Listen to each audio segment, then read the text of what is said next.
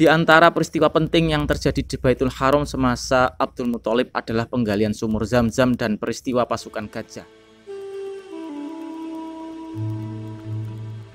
Ringkasan kisah yang kedua, bahwa Abraha Asy-Syabbah Al-Habsyi, gubernur yang berkuasa di Yaman dari Najasyi, membangun sebuah gereja yang sangat besar di San'a. Karena dia melihat bangsa Arab yang melaksanakan haji di Ka'bah.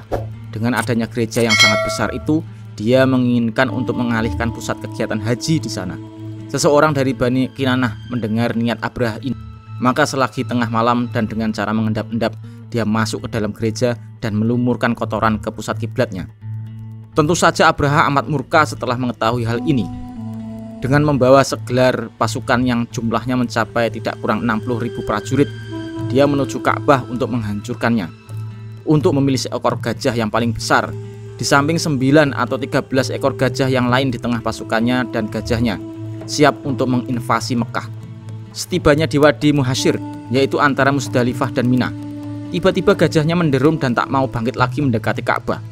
Setiap kali mereka mengalihkannya ke arah selatan, utara, timur, atau barat yang berlawanan dengan arah Ka'bah, gajah itu mau berdiri dan tidak lari. Namun jika dialihkan ke arah Ka'bah lagi, maka dia pun menderum. Tatkala keadaan mereka seperti itulah, Allah mengirimkan burung-burung ababil di atas mereka, lalu menjatuhkan batu-batu dari tanah yang panas, sehingga mereka tak ubahnya daun-daun yang dimakan ulat. Burung-burung itu menyerupai khototif dan balsan. Setiap burung membawa 3 biji batu yang dipatuknya dan 2 batu di kedua kakinya, yang besarnya seperti biji kacang.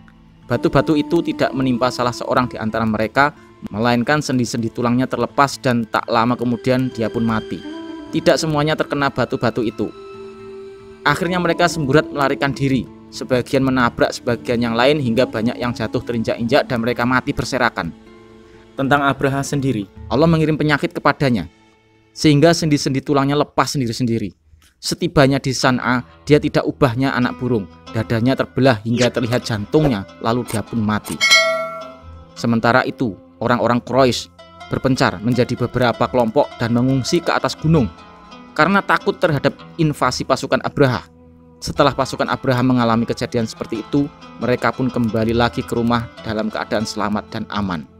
Peristiwa ini terjadi pada bulan Muharram, 50 atau 55 hari sebelum kelahiran Nabi SAW, atau tepatnya pada akhir bulan Februari atau awal bulan Maret 571 Masehi. Peristiwa ini merupakan prolog yang dibukakan Allah untuk Nabi dan baitnya. Sebab selagi pandangan kita terarah ke Baitul Maqdis, maka kita akan melihat musuh-musuh Allah yang musyrik menguasai kiblat ini, sekalipun rakyatnya orang-orang muslim, seperti peristiwa Bukhtanashar pada tahun 587 sebelum Masehi dan orang-orang Romawi pada tahun 70 Masehi. Tetapi Ka'bah tidak pernah dikuasai orang-orang Nasrani, yang saat itu mereka disebut orang-orang muslim, sekalipun penduduknya orang-orang musyrik. Kabar tentang peristiwa ini cepat menjalar ke wilayah-wilayah yang sudah maju pada zaman itu. Habasyah saat itu mempunyai hubungan yang kuat dengan bangsa Romawi, sementara bangsa Persia juga masih memiliki akar yang kuat. Mereka selalu memata-matai apapun yang dilakukan bangsa Romawi dan sekutu-sekutunya. Oleh karena itu, orang-orang Persia segera pergi ke Yaman setelah peristiwa tersebut. Dua pemerintahan ini, Persia dan Romawi, merupakan dua kekuatan yang maju dan beradab di dunia saat itu. Maka peristiwa ini langsung mengalihkan perhatian dunia dan sebuah pensucian. Jadi, jika ada di antara penduduknya yang bangkit menyatakan nubuah, maka itu merupakan inti yang dituntut dari peristiwa ini. Selain itu, merupakan penafsiran dari hikmah yang tersembunyi. Mengapa ada pertolongan dari Allah?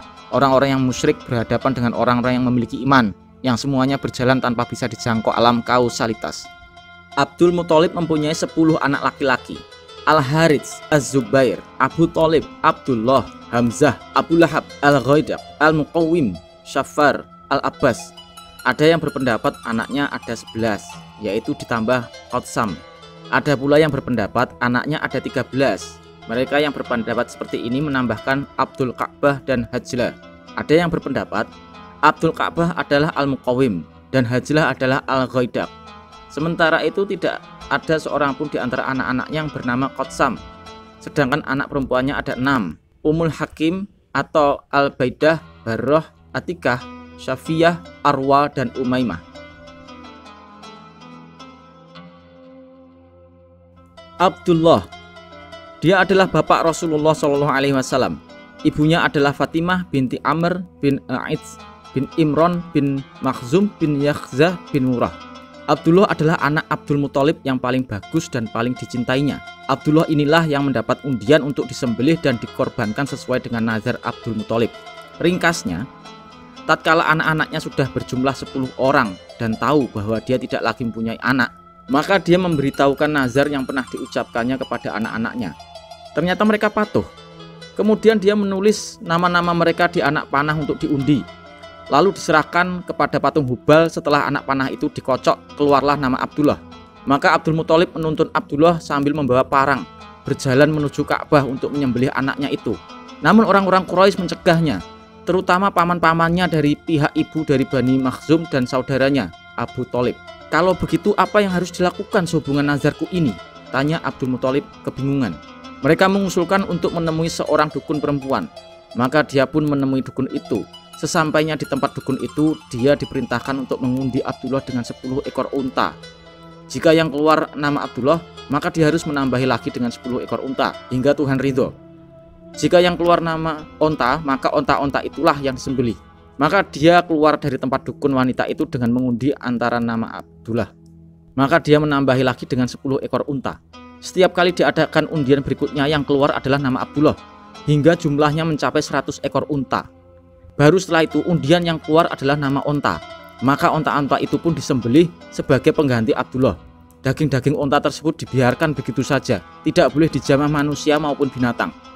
Tebusan pembunuhan yang memang berlaku di kalangan Quraisy dan bangsa Arab adalah 10 ekor unta. Namun setelah kejadian ini, jumlahnya berubah menjadi 100 ekor unta yang juga diakui Islam. Diriwayatkan dari Nabi SAW bahwa beliau bersabda, "Aku adalah anak 2 orang yang disembelih." Maksudnya adalah Ismail alaihissalam dan Abdullah. Abdul Muthalib menikahkan anaknya Abdullah dengan Aminah binti Wahab bin Abdimanaf bin Zuhrah bin Kilab, yang saat itu Aminah dianggap wanita paling terpandang di kalangan Quraisy dari segi keturunan maupun kedudukannya. Bapaknya adalah pemuka Bani Zuhrah. Abdullah hidup bersamanya di Mekah. Tak lama kemudian Abdul Muthalib mengutusnya pergi ke Madinah untuk mengurus kurma. Namun dia meninggal di sana. Ada yang berpendapat Abdullah pergi ke Syam untuk berdagang, lalu bergabung dengan kafilah Quraisy. Lalu dia singgah di Madinah dalam keadaan sakit, lalu meninggal di sana dan dikuburkan di Darun Nabirah Al-Ja'di.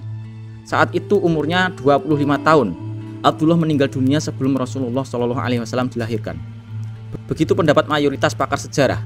Ada pula yang berpendapat Abdullah meninggal dunia 2 bulan setelah Rasulullah lahir. Setelah kabar kematiannya tiba di Mekah, Aminah mengenakan pakaian-pakaian serba usang dan berkata dalam sebuah syair, "Seorang anak Hashim telah mati di sisi Batok, menyisihkan liang lahat di tempat yang jauh di sana. Banyak ajakan cita-cita yang hendak dipenuhi.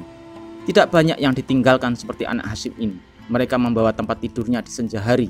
Rekan-rekannya menampakkannya beramai-ramai. Cita-cita dan keraguannya kian melambung. Dia telah banyak memberikan kasih sayang." Warisan yang ditinggalkan Abdullah berupa 5 ekor unta, sekumpulan domba, pembantu wanita Habsyi yang namanya Barokah, dan berjuluk Ummu Aiman. Dialah yang mengasuh Rasulullah SAW.